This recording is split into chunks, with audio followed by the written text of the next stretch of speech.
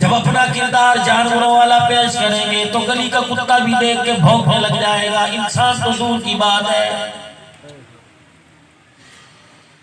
India کے border پر چلے جاؤ، امریکہ کے بارڈر پر چلے جاؤ، انگلستان چلے جاؤ، اکثر یہاں سے میرے عزیزوں پردیس میں روزی کماتے ہیں۔ خدائے پاک کی قسم، عرب والے ہوں یا عجم والے ہوں، انگریز ہوں، چٹی وردی چمڑی والے ہوں یا کالی چمڑی والے ہوں، مسلمانوں خدائے پاک کی قسم ہے وہ ہمارے سے ہنر نہیں مانگتے، ہمارے سے کردار مانگتے ہیں۔ سعودیہ کے اندر چلے جاؤ، دوسرے ملکوں کے اندر چلے جاؤ، جتنا ایماندار ہوگا اتنی عزت کیا جائے گا، جتنا بے ایمان ہوگا پیسوں کے اعتبار سے، زمین کے مربوں کے اعتبار سے ہزاروں ایکڑ زمین کہے گا۔ خدائے پاک کی قسم ہے عرب ممالک والے بھی ہاتھ ملانے کو تیار نہیں، غیروں کی تو بہت دور کی بات ہے۔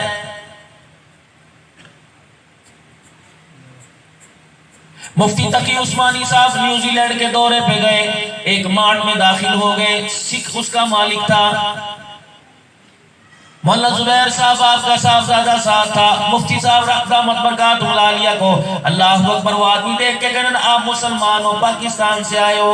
کہا جی ہاں مسلمان پاکستان سے آئے ہیں۔ کہا میں نے آپ سے بات کرنی ہے ضروری۔ مفتی صاحب کہنے لگے، میں اس کے آفس میں چلا گیا، وہ مجھے کہنے لگا میں مسلمان تو نہیں سکھ ہوں لیکن مجھے تمہارے نبی کا مدینہ بڑا اچھا لگتا ہے، روزہ بڑا اچھا لگتا ہے، میں کیسے جاؤں؟ مفتی صاحب کہنے لگے میں نے کلمے کی دعوت دی، کلمہ پڑھ لے اللہ تجھے اپنا گھر بھی دکھائے گا، اپنے نبی کا روزہ دکھائے گا۔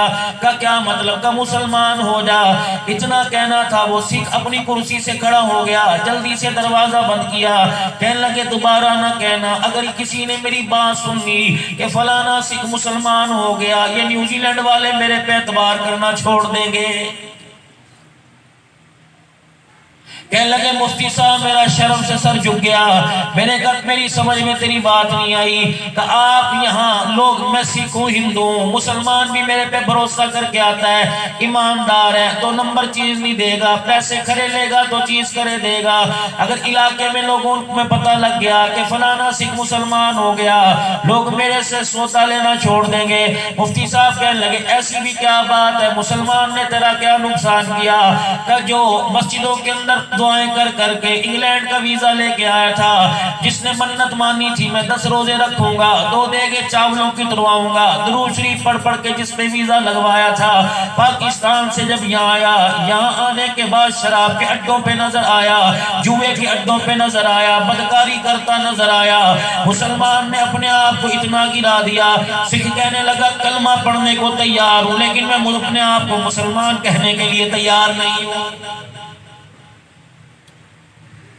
یہ تو ایک واقعہ ہے، لوگوں آپ تو آتے جاتے ہو، آپ کو اندازہ نہیں ہے کہ ہمارے بارے میں لوگ کیا سوچتے ہیں۔ عمرہ کرنے کے لیے جاتے ہیں میرے عزیزوں، عمرہ کرنے کے لیے جاتے ہیں، ہر ملک والے کو ترجیح دیتے ہیں، پاکستان والوں کو پیچھے کھڑا کر دیتے ہیں۔ اتنا فلائٹ میں لاہور سے سعودیہ کا جدہ کا وقت نہیں لگتا جتنا ایئرپورٹ پہ لگ جاتا ہے، پاسپورٹ چیک کریں گے، تھیلے چیک کریں گے، سامان چیک کریں گے۔ اسے پتہ ہے پاکستان کا مسلمان کردار کشی اتنی کرنے لگ گیا، اپنے وقار اپنی شخصیت کو کھو بیٹھا۔ اللہ اکبر، جو 6 سال کی بچی زینب سے ریپ کر سکتا ہے وہ سعودیہ حکومت والوں کو بھی دھوکہ دے سکتا ہے۔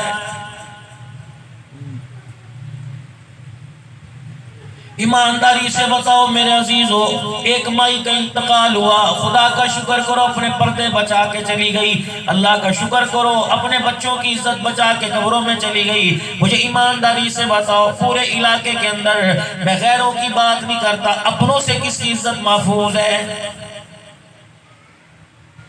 چاچے کا بیٹا گھر میں آ جائے، مامے کا بیٹا گھر میں آ جائے، سگا رشتہ دار گھر آ جائے، حتیٰ کہ داماد گھر آ جائے، خدا پاک کی قسم ہے اللہ اکبر، شادی کو ماں آگے بھیجنا گوارا نہیں کرتی۔ اللہ اکبر میرے عزیزو، جب ایسے حالات آنا شروع ہو جائیں پھر میرے عزیزو اس قوم پہ ڈینگی وائرس آئے گا، کرونا وائرس آئے گا، پھر ایسے حالات ہوں گے، خدا پاک کی قسم تسبیح کے دانے ٹوٹتے ہیں، دانے پہ دانہ گرتا ہے، اس طرح زمین پر میرے عزیزوں فتنے پیدا ہوں گے۔ فرمایا او لوگوں اس وقت میں مال نہ بچانا، ایمان بچانا، اگر مال کے پیچھے لگ لگ کے موت آ گئی تو کفن تو لے کے جائے گا، سینے میں ایمان کی دولت نہیں لے کے جائے گا۔ فرمایا جب لوگوں کو دیکھو اللہ کا شکوہ کرنے لگ گئے، خدا کی نعمتیں کھا کر خدائی کے آگے اکڑنے لگ گئے، اس وقت توبہ کی کثرت کرنا، اپنے آپ کو مسجد میں بٹھانا، اپنے وجود کو میرے گھر کے اندر لے آنا۔ اللہ اکبر، جیسے آندھی آتی ہے میرے عذاب کا جھونکا آئے گا، ہر ایک کو بہا کے لے جائے گا۔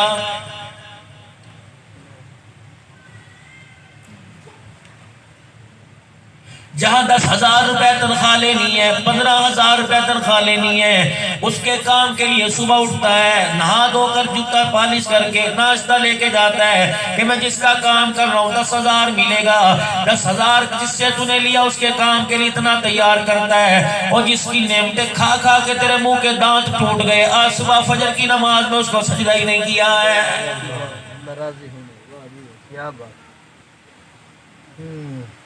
ناراض نہ ہونا، سارا مجمع اللہ کرے نیک لوگوں کا ہو اور ہے نیک لوگوں کا، سب نے نماز فجر ادا کی ہو۔ مجھے ایمانداری سے بتاؤ، رات کو 2 سوئے، ایک تکیے پہ سر رکھ کے سو گیا، ایک مسلح پہ سر رکھ کے رونے لگ گیا، سونے والا سونے خواب دیکھتا رہا اور رونے والا دنیا آخرت کما کے چلا گیا ہے۔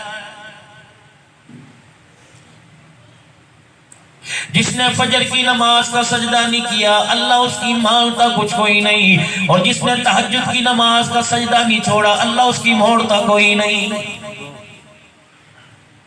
کیا ارشاد نہیں فرمایا مدنی کریم علیہ السلام نے؟ فرمایا او آدم کے بچے، صبح صبح اٹھ کے مجھے یاد کر لیا کر، پھر صحراؤں میں بھی تجھے یاد کروں گا، بند مکانوں میں تجھے یاد کروں گا۔ اور میرے بندے صبح سجدہ کرنا تیرا کام ہے، تو تحت الثری میں چلا جا، غاروں میں چلا جا، پہاڑوں میں چلا جا، مجھے میری عزت کی قسم تیری رزق کا نوالا تیرے منہ میں پہنچا کے رہوں گا۔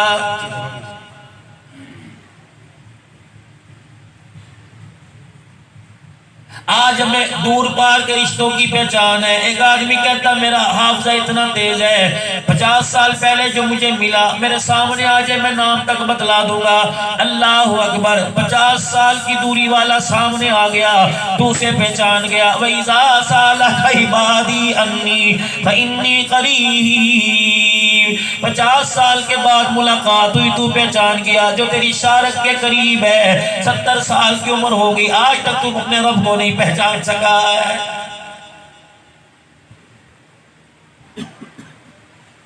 مجھے ایمانداری سے بتاؤ میرے عزیزو، جس کے پاس جانا ہے اللہ اکبر اس کو پہچان کے ہی نہیں جا رہا۔ مجھے عقل مند کون کہے گا جس کے پاس میرے جانا ہے اس کے گھر کا پتہ کوئی نہیں، اس کے محلے کا پتہ کوئی نہیں، اس کی گلی کا پتہ کوئی نہیں، اس کے شہر کا پتہ کوئی نہیں، اس کی برادری کا پتہ کوئی نہیں۔ میں کہہ رہا ہوں میں نے اس کے پاس جانا ہے، اللہ اکبر ایسے تو کوئی نہیں پہنچائے گا۔